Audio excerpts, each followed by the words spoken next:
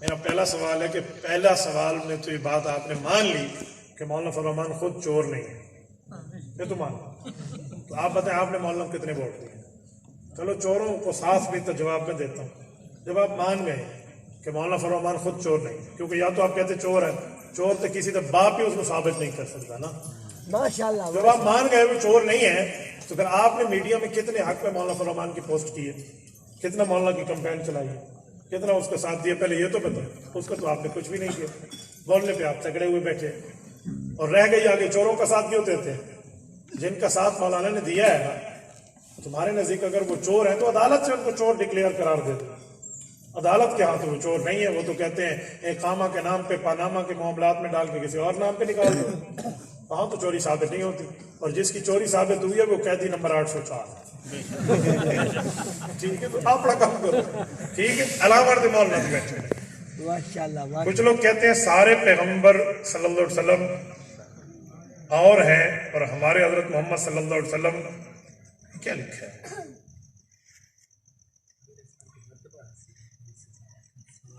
پتہ نہیں بیٹا، مجھے تو آپ کا سوال ہی سمجھ نہیں آتا، سوال وہی لکھو جو سمجھتے آوے، مرتبہ حدیث سے ثابت ہے، یہ نے پتہ نہیں پشتوں میں لکھا، پشتوں مجھے بھی نہیں آتی، آپ کو ایسے الفاظ میں لکھو نا۔ دوسرا، رفع دین کے ساتھ حضور پاک علیہ السلام نے ایک نماز پڑھی ہو تو حدیث پاک سے ثابت کرو۔ میرے خیال میں بہتر ہوتا کہ آپ عنوان پہ سوال لکھتے، ورنہ یہ میرا محبوب عنوان ہے، میں اس کا یوں دلائل دے سکتا ہوں، میرے لیے پرابلم نہیں ہے، اگر آپ عنوان پہ سوال لکھتے تو مزہ۔ باقی نبی پاک علیہ الصلوۃ والسلام نے رفع الیدین کے بغیر نماز پڑھی ہے، صحیح بخاری جلد نمبر 1 کتاب الصلاۃ، حضرت ابو حمید ساعدی رضی اللہ تعالیٰ عنہ کی حدیث ہے، وہ اٹھے صحابہ کے مجمع میں فرمایا انا احفظکم لصلاۃ رسول اللہ صلی اللہ علیہ وسلم، میں حضور کی نماز کا حافظ ہوں۔ صحابہ نے کہا بالکل آپ کو حضور کی نماز آتی ہے۔ وہ اٹھے اور انہوں نے نماز میں ایک دفعہ رفع الیدین فرمایا، پھر سلام تک رفع یدین نہیں فرمایا، سب صحابہ نے دیکھا۔ یہ صحیح بخاری جلد اول کی حدیث، کوئی اس میں رکعت کا رفع الیدین کا لفظ نہیں، تو آپ مجھے بتا دیں تو یہ صحیح حدیث۔ میں نے ایک شخص کے سامنے پیش کی، اس نے کہا ایک اور حدیث کی کتاب میں لکھا ہوا ہے رفع یدین کیا تھا، میں نے کہا میں بخاری کی بات کر رہا ہوں، پہلے تو مجھے بڑا بخاری سناتا تھا، اب بخاری پکڑتا تجھے بخار ہوتا پہلے میں نے کتنے موقع میرے اس کی تو بات نہیں کرتا، کسی اور کی بات کرنے پہ تیار بیٹھے ہو، ایسے نہیں کرو، تو اس لیے بہتر ہے کہ آپ عنوان پہ سوال لکھتے تو میں جواب دوں۔ بنی اسرائیل بنی اسماعیل دا وہ فرق ہے۔ بنی اسرائیل اور بنی اسماعیل کا فرق یہ ہے کہ حضرت ابراہیم علیہ السلام کو اللہ نے 2 بیٹے دیے، ایک کا نام اسحاق، ایک کا نام اسماعیل علیہ السلام۔ حضرت اسحاق کی نسل سے کئی انبیاء آئے ہیں، یوسف بن یعقوب بن اسحاق بن ابراہیم علیہ السلام، یہ نسلیں چلی ہیں، 70,000 انبیاء آئے ہیں، تو ان کے حضرت ابراہیم کے بیٹے حضرت اسحاق کے بیٹے حضرت یعقوب کا نام اسرائیل، ان کی اولاد بنی اسرائیل، اور پھر حضرت اسماعیل کی نسل سے ہمارے نبی پاک صلی اللہ علیہ وسلم آئے ہیں، اس لیے بنی اسماعیل ہے، وہ بنی اسرائیل، بس اتنا سب اوکے ہے۔ مولانا کی سیاست صرف وزارت کے حصول کے لیے، بالکل ٹھیک ہے، وزارت میں آئیں گے تو دین کی خدمت کی بات کریں گے، مولانا اگر وزیر بنیں گے یا ان کی جماعت وزارت لے گی تو کام کرے گی۔ اب بھی میری جماعت جمعیت علماء اسلام نے 16 مہینے میں وزارت مواصلات لی ہے، پتہ ہے کتنی نوکریاں دی ہیں؟ 5000 نوکری دی ہے 16 مہینے، اور وہ 50,000 لاکھ نوکریوں کی بات تھی، وہ اڑ گئی۔ 300 ڈیم تھے وہ فضا میں بنے، خلائی مخلوق نے دیکھا، تو آپ کہتے ہیں وزارت لیں گے تو بات بنے گی۔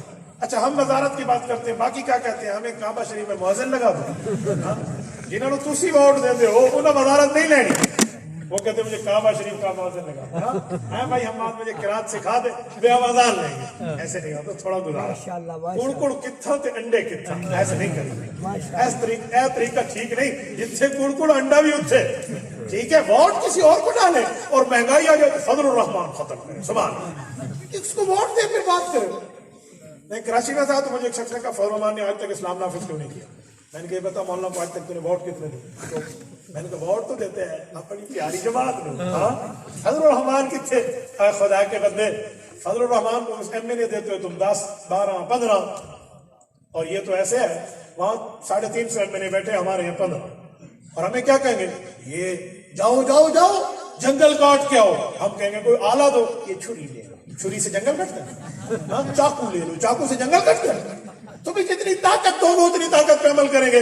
آپ مولانا کو 2/3 میجارٹی دیں، اس دن پوچھوں گا پھر اسلام نافذ ہوا ہے. ماشاء اللہ آپ نے اس کو 15 میں نے تو کچھ کیوں کیتے ہیں؟ پھر وہ بھی اعتراض کے نا بابا اس پر تو تم نے یہ لے لیا اور وہ لے لیا. ایسے نہیں ہو سکتا.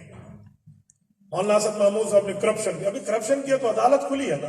بسم اللہ جائے ذرا مفتی محمود کے پوتے پہ نکالے کرپشن، دا گز دا میدان. ادھر پرچی لکھنے پہ تو لوگوں کو جواب ہے. جلسے میں اس طرح جو ہے نا کیا کہتے ہیں بازو چڑھا کر بات کرنے کی باتیں دلیل میں آئے. اسمبلی کا فورم موجود ہے، عدلیہ موجود ہے، کرنے کی باتیں اور ہیں، عمل کی باتیں اور ہیں.